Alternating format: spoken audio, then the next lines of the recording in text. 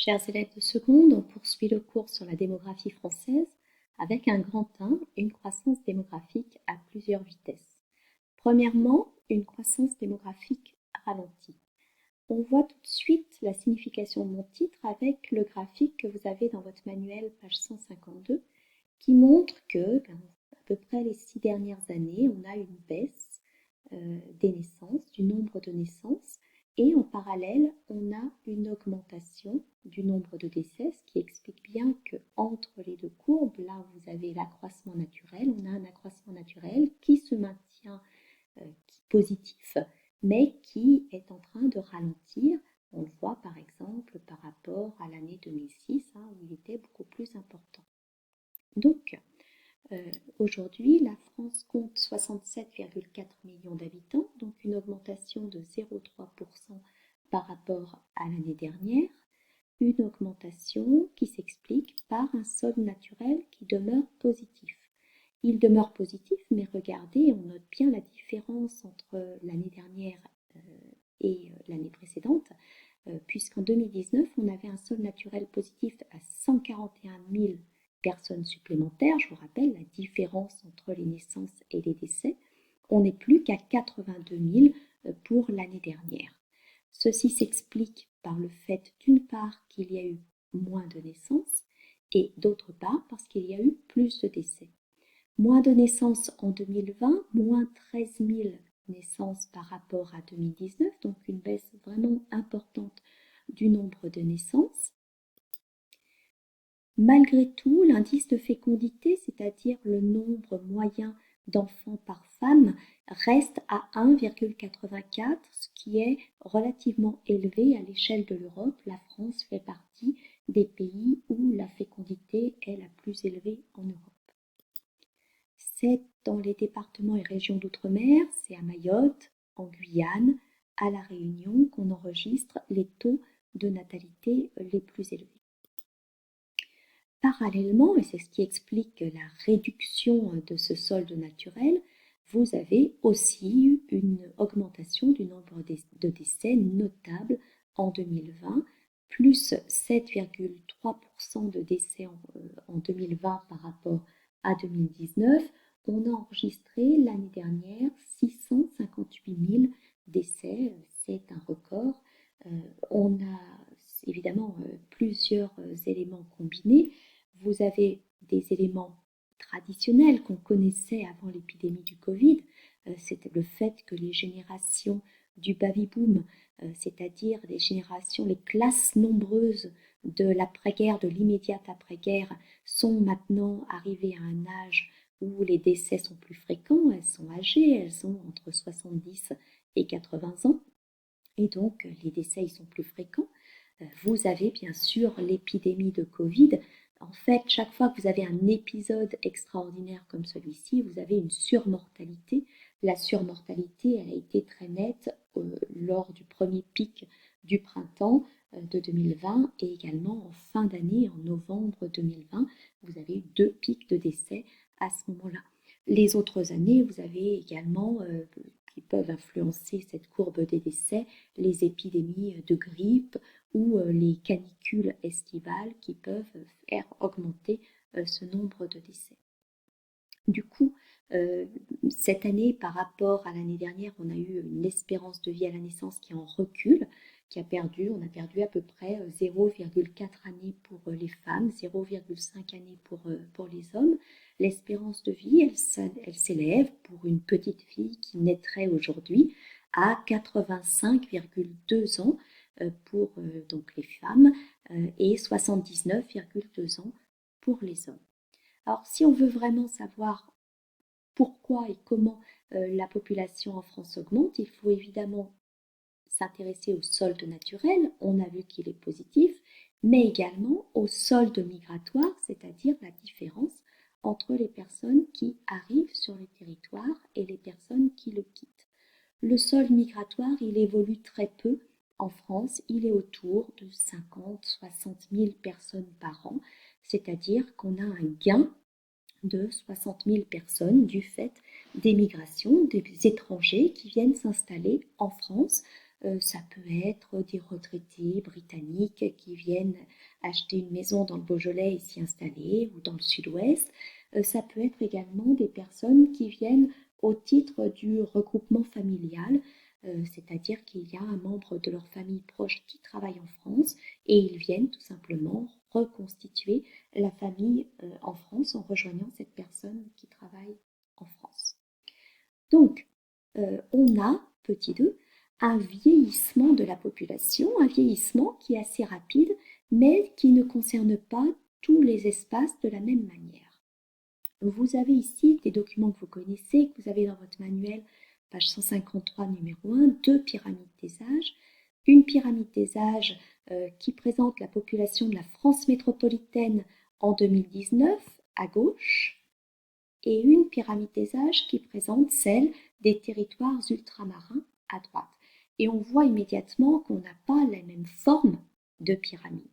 Et on note par exemple que la base de la pyramide des territoires ultramarins est beaucoup plus large que la base de la pyramide de la France métropolitaine. Ce qui montre bien que la part des 20 ans dans les territoires ultramarins est plus importante que la part des 20 ans dans la population métropolitaine. Et donc, on n'a pas le même vieillissement puisque comme vous avez des populations, des classes jeunes plus nombreuses dans les territoires ultramarins, mécaniquement, vous avez un vieillissement qui est moins important qu'en France métropolitaine, où on voit bien cette part resserrée de la pyramide des âges, alors qu'on voit que les classes nombreuses, elles se situent ici de 45 ans jusqu'à 70 ans. C'est là que vous avez les classes les plus nombreuses. Donc ce vieillissement, il est de plus en plus important. Au 1er janvier 2020, c'est plus d'une personne sur 5 qui a 65 ans. Donc plus de 20% de la population française a plus de 65 ans. On était seulement à 14% au début des années 1990. Donc le vieillissement, il est marqué.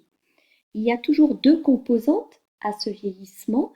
D'une part, c'est le fait qu'on fasse de moins en moins de bébés. Quand il y a moins de bébés, forcément, la population vieillit. C'est quand on a un solde naturel qui est nul ou qui est négatif, qu'on a une population qui vieillit. Et puis, il y a également le vieillissement de la population lié à l'espérance de vie. Plus on a de chances de vivre vieux, plus la population vieillit. Et on a quand même une espérance de vie qui, jusqu'à récemment, continuait à s'étendre, et donc ce qui explique le vieillissement de la population. Alors, ce vieillissement de la population, il est inégal sur le territoire français. On va avoir une population vieillissante dans les zones rurales isolées, parce que dans ces zones rurales isolées, on va avoir des jeunes, notamment, qui vont aller partir travailler vers les centres urbains. Et vous le voyez, ce sont par exemple ces départements qui sont en bleu foncé ici, qui ont un solde migratoire négatif. Un solde migratoire négatif également ici dans le bleu plus clair, ce sont typiquement les départements où les jeunes partent chercher du travail dans les centres urbains plus actifs. Ils vont en Île-de-France, ils vont aller dans la région Rhône-Alpes pour trouver du travail, et donc ils quittent ces zones-là. Ce sont les jeunes qui partent et ça va entraîner un vieillissement de la population.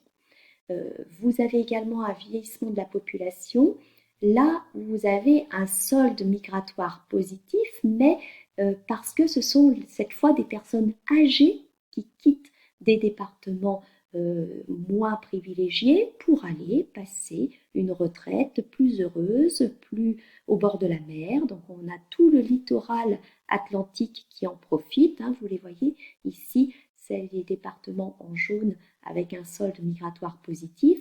C'est également le pourtour méditerranéen où là, vous avez des populations qui viennent passer la retraite au soleil. C'est le cas également, par exemple, pour la Corse. Donc les espaces peu denses, éloignés des zones d'emploi, sont confrontés à l'exode des jeunes, alors que les littoraux de l'ouest, du sud, vieillissent par l'afflux de retraités.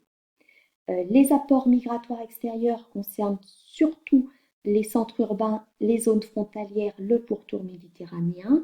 Et là, on a majoritairement des jeunes qui s'installent ici. Les deux départements d'outre-mer qui ne sont pas du tout concernés par un vieillissement de leur population, c'est la Guyane. Ils ont un solde naturel positif, ainsi que Mayotte. Ce sont des contrastes de densité qui vont s'intensifier ou s'atténuer en France. C'est la question que je pose. La densité, c'est la répartition de la population. La France présente de forts contrastes de densité et on a certaines régions qui connaissent ce qu'on appelle un déclin démographique, c'est-à-dire qui perdent de la population. Vous le voyez ici, vous avez le taux de variation annuel moyen de l'effectif de la population et tous les espaces qui sont en rose clair perdent de la population puisqu'ils perdent jusqu'à 7 pour 1000 de population. Donc 7 personnes pour 1000 habitants qui sont perdus annuellement dans ces régions-là. Alors vous les voyez ici dans une carte qui est un peu particulière, qui est une carte, vous reconnaissez ce type de cartographie, c'est une carte par anamorphose, c'est-à-dire que l'espace représenté est proportionnel à la donnée relative à cet espace. Donc lorsque vous avez, par des figurés de couleurs, un espace qui est représenté en rose, eh bien c'est que vous avez perdu de la population. Et lorsque vous avez un espace qui est représenté en rouge foncé, il a gagné de la population. Et plus il est gros, plus la densité y est forte. Donc là, par exemple, si je prends l'Île-de-France, vous avez une population extrêmement importante en Île-de-France, mais qui a tendance, l'Île-de-France, qui a en même temps tendance à perdre de la population.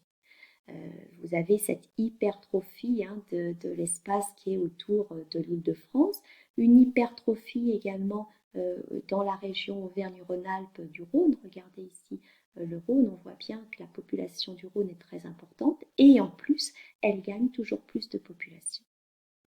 Et donc, alors que le sud et l'ouest, regardez, on voit une dominante rose foncé sur le littoral et puis sur la moitié sud de la France, alors que le sud et l'ouest gagnent de la population, le centre et le nord-est du pays en perdent. On voit bien ici le nord-est qui est en rose clair. On voit également le centre qui est déjà peu peuplé. On voit que les départements sont tout petits ici. Il est peu peuplé et en plus il perd de la population. Parmi les départements et régions d'outre-mer, la Martinique et la Guadeloupe sont en recul démographique alors que Mayotte et la Guyane enregistrent, eux, une croissance record de leur population. La croissance de la population se polarise donc autour des grandes aires urbaines, des grandes villes, où se retrouvent les jeunes qui recherchent des emplois et les jeunes ménages qui ont des enfants.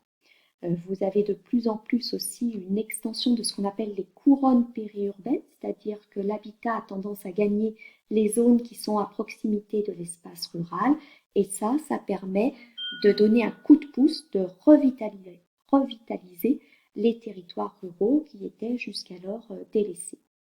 Et puis, l'épidémie du Covid l'a confirmé, certains font aussi le choix de quitter la ville, parce que quand on est confiné, il est compliqué de vivre en ville dans des petits appartements.